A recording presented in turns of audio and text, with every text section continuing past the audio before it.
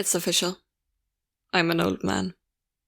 For the last couple of years, I've comforted myself by saying I'm in my early 70s. But math is simply unforgiving. Today is my 75th birthday, and God, the years do fly by. I'm not here for your well wishes. This is hardly a milestone I'm excited about. I'm glad to still be here, of course. But I find I have less and less to live for with every passing year. My bones ache, my kids live far away, and the other side of my bed has been empty for just over 8 months now.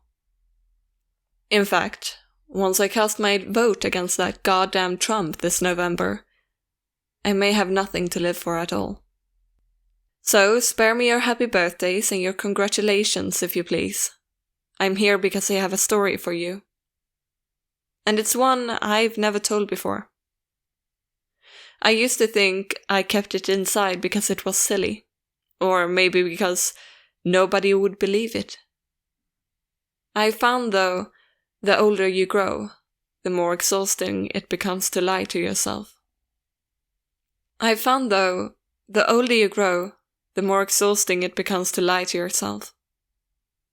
being perfectly honest, I've never told anybody this story because it scares me, almost to death. But death seems friendlier than it used to. So, listen close. The year was 1950. The setting, a small town in Maine. I was a boy of 9, rather small for my age, with only one friend in the world to speak of, and his family, seemingly on a whim, decided to move 2,000 miles away. It was shaping up to be the worst summer of my life. My pop wasn't around, and my mom was a chore whore. Boy, was I proud of myself when I came up with that one. So, I wasn't apt to hang around the house. With some hesitation, I decided the public library was a place to be that summer. The library's collection of books, particularly children's books, was meager to say the least. But within the walls of that measly structure, I would find no undone chores, no nagging mother, God rest her soul, and perhaps most importantly, no other children with whom I would be expected to associate. I was the only kid with a low enough social status to spend his precious days of freedom sulking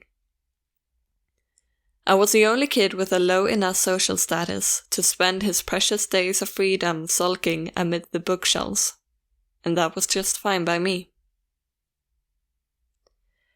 The first half of my summer was even more dreadful than I had imagined it would be. I would sleep in until 10, do my chores, and then ride my bike to the library. And by bike I mean rusty log of shit attached to a pair of wheels. Once there, I would split my time between unintentionally annoying the elderly patrons and deliberately doing so. One pleasant lady actually interrupted my incessant tongue-clicking to hiss a "shut the fuck up" at me. The first time I had ever heard a grown-up actually use the F-word. Big fucking deal, I know. But in those days, it was unheard of. The dreary days turned to woeful weeks. I had actually begun praying for school to start again, until I discovered the basement. I could have sworn I had roamed every inch of that library, but one day, in the far corner behind the foreign language collection, I stumbled across a small wooden door I had never seen before. And that was where it all began. The door was windowless and made from oak that looked far older than the walls in which it rested. It had a knob of black metal that quite literally looked ancient. I wouldn't have been surprised to learn it was crafted in the 17th century. Engraved on the knob was what appeared to be a single footprint. I had the sense that whatever lay beyond this door was forbidden to me, and therefore probably the most interesting thing I would encounter all summer.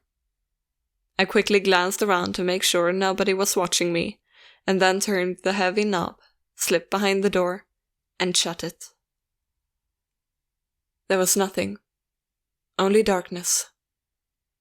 I took a couple of steps, and then stopped, unnerved by totality and the shadows which surrounded me. I waved my hands in front of me in an attempt to find a wall or a shelf or anything to hold on to. What I actually found was far more subtle. A small string dangling from above, but far more useful. I grabbed it firmly and pulled it down. Back in those days, a lot of light bulbs were operated with strings, and this was one of them. My surroundings were instantly illuminated. I was standing on the back of a dusty platform that looked as though it hadn't seen life in quite some time. To my left was a crickety-ass spiral staircase made from wood, and appearing to be ready to collapse at any second. The bulb was the only source of light in the room, and it was feeble, so when I peered over the railing to see what lay below, the bottom of the staircase dissolved into the darkness. I was beginning to feel scared. This place, whatever it was, seemed to have no business in a town library. It was as though I was in a completely different building. But no 9-year-old likes to let a good mystery go unsolved. Looking back, I wish I could tell my prepubescent self to turn around, go back, do anything besides descending that staircase. You'll be spared a lot of sleepless nights, I'd say. But of course, I didn't know that then. And I may not have listened even if I had. So instead of turning back, I took a deep breath, gripped the railing, and glared resolutely forward as I began my descent. The wood on the railing was dry and covered with splinters. I immediately let go, holding my hands out for balance as I carefully traveled the staircase. It was, or at least seemed, very long, and with only the dim glow of a string bulb far above me, my heart pounded mercilessly in the darkness. Even kids can sense when something isn't right, I think. They just don't always give a shit. By the time my feet reached the cement floor at the very bottom, the light from the bulb above was nearly a memory. But there was a new light source. And God, I'll never forget it. Directly in front of me was a door, massive and a deep shade of red. The light was coming from behind the door, and it shone out in thin lines from all four sides. A sinister, dimly glowing rectangle. For the second time I took a deep breath and went through a door I shouldn't have. In contrast with the dark room I entered, the room behind the door was blinding. When my eyes adjusted, what I saw nearly took my breath away.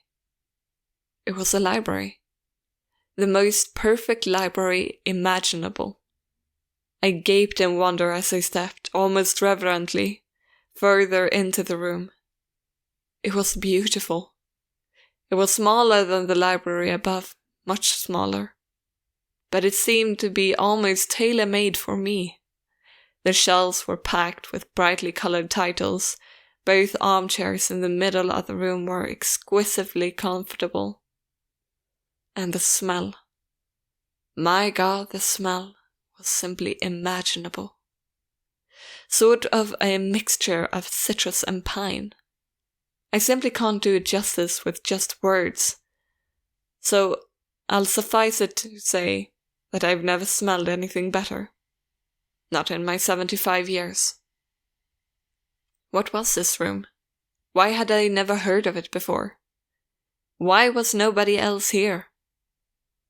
Those were questions I should have been asking, but I was intoxicated. As I gazed around at all the books and basked in the smell of paradise, I could only form one thing. I will never be bored again. In truth, boredom only hid from me for 3 years. It was on my 12th birthday, 63 years ago to this day, that everything changed. Before that, I visited my basement sanctuary as often as I could, usually several times a week. I never saw another soul down there, yet strangely remained free from suspicion. I never removed a book from the room, but instead would pick up a particular volume wherever I had stopped reading during my previous visit. I sat, always in the same deep purple armchair, always leaving its twin, Baron, directly across from myself. That armchair wasn't mine. The other was. Well, I suppose I couldn't have articulated it much better than I can now, but it wasn't mine, that's for damn sure. On my 12th birthday, I arrived later than usual. My mom had invited a couple of classmates and some cousins over to our house to celebrate. A gesture which I found more tedious than touching. Really, I just wanted to spend my birthday sitting and reading and smelling paradise. Eventually, our guests went home, and I made it to the library about 15 minutes before closing time. That didn't matter. The workers never checked down there before they locked up. I was free to stay for as long as I wished. This particular night, I was devouring the final chapters of an epic adventure. Knights, swords, dragons, and the like. I didn't smell it until I read the final words and closed the book. The once exquisite aroma of that room had turned sour. I sat for a moment, unsettled. Objectively, I could recognize that the smell was actually the same as it had been before. That mixture of pine and crust, that mixture of citrus and pine. I just perceived it differently, and I didn't like it anymore. It was a nasal version of an optical illusion. You know, the one that looks like a young woman glancing backwards, but all of a sudden you see that it's a really old woman facing towards you. You can't unsee it, and I couldn't unsmell it. The spell was broken.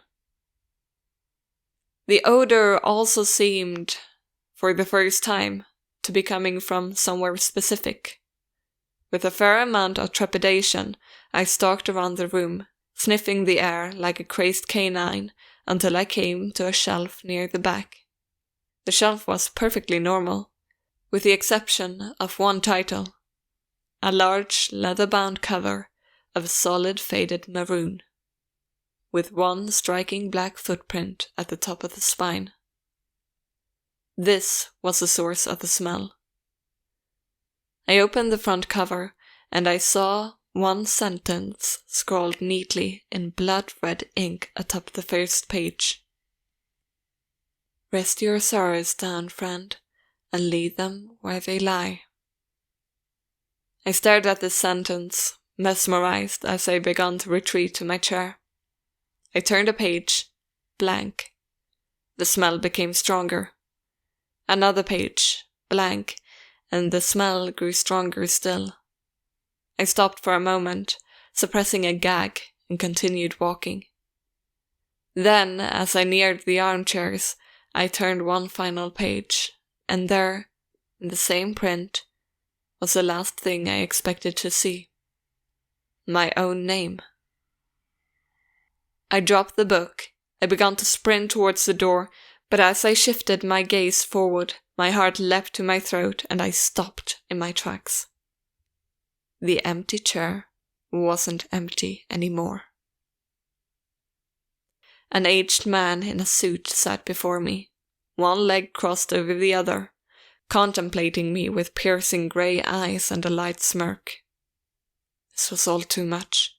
I fell to my knees and expelled the contents of my stomach onto the carpet. I wiped my mouth, staring at my vomit, when I heard the man let out a chuckle. I stared at him, disbelievingly. "Who are you?" I asked, panic in my voice. The man leapt to his feet, grabbed me gently by the shoulders and helped me to my chair. He sat, once again, in his own. "I fear we got off to a bad start," he said, glancing at the pile of sick on the carpet. The smell. It does take some getting used to. Who are you? Tonight you will know hardship like you've never known before, he said. I come as a friend, offering you refuge from it, and from all other storms which lie ahead.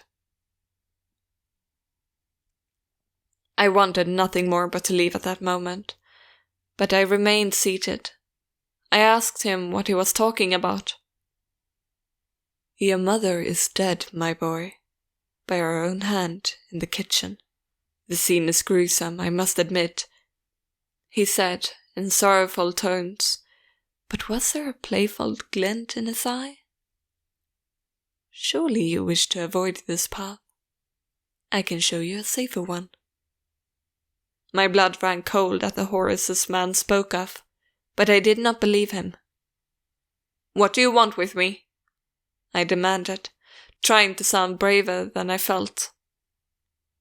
He laughed, an old raspy yelp that seemed to shake him to his bones. Nothing but friendship, my boy, he said. Then, sensing I found his answer inadequate, he expounded. I want you to come on a journey with me. My work is noble and you will make a fine apprentice. And maybe, when I'm done. He sighed tiredly, running his bony fingers through his white hair. Maybe then, my work can be yours. I stood up, shuffling towards the door, but never breaking his gaze. You're crazy, I told him. My mom isn't dead. She's not.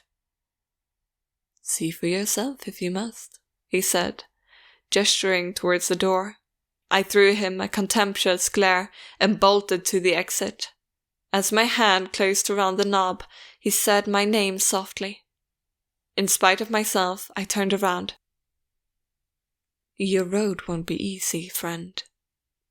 If it ever becomes too much for you, and I mean ever, he said, pausing to sweep his hand over the room. You know where to find me. I slammed the door behind me and took the decrepit stairs 2 at a time. I exited the library, clambered onto my bike and hightailed it home. The front door was wide open. I dismounted, leaving my bike in a heap on the ground, and approached the house cautiously. The old man was lying. He must have been. Still, tears began to sting my eyes. Heart pounding, I stepped inside and called for my mother. I heard no answer, so I turned into the kitchen. To this day, I don't know why she did it. I've lived in that small town in Maine my entire life, although I mostly stay clear of the public library. Once, in my late 20s, I summoned the courage to step inside. Life was good at the time, and my fear had begun to morph into idle curiosity. Where the door to my basement sanctuary once stood was only a blank wall. I asked the librarian what had become of the basement, though in my heart I knew the answer. There was no basement, she said. There had never been a basement. In fact, if she had her facts correctly, city zoning ordinances prohibited a basement in this area. I've been haunted by that sickly, sweet smell, that poisonous blend of citrus and pine ever since that long ago birthday. When I saw my mother in the kitchen that day, collapsed in a pool of her own blood, I smelled it. When a man claiming to be my father knocked on my college apartment door, begged me for money, and beat me within an inch of my life when I refused, I smelled it. When my wife miscarried our second child, I smelled it, and again when she miscarried our fourth. When our oldest son got behind the wheel of the family car, completely shit-faced and got his girlfriend killed, I smelled it. I began to smell it periodically as my wife became sick. She died late last year, and now I'm alone for the first time in more than half a century. Now I smell it every day, and it feels like an invitation. A few months ago, I went back to the library, and the small oak door with the ancient handle was there, right where it used to be. My evening walk has brought me past that library every day since, but I haven't gone inside. Maybe tonight I will. I'm frightened to die, yes, but lately I'm even more frightened to keep living. The old man was right. My road hasn't been easy, and I doubt it'll get any easier. Rest your sorrows down, friend, and leave them where they lie. He promised relief. A refuge, he said. Was he right about that too? There's only one way to find out. After all, I still know where to find him.